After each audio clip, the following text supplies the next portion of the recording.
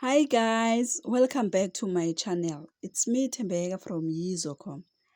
After so many months of trying, Nikki is expecting her second child.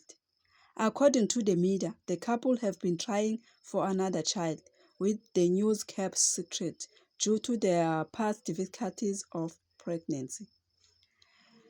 Nicki Minaj and her husband Kenneth Pitts married in 2019. They have one son who born in 30th of September 2020. Their love started at high school. They get married in 2019. On 2020, they're blessed with the baby boy. Nicki Minaj used to call him Baba Bear. Nicki Minaj announced her pregnancy on Instagram page, captioning "Love marriage with a baby courage," and she's showing her big belly. I thank you.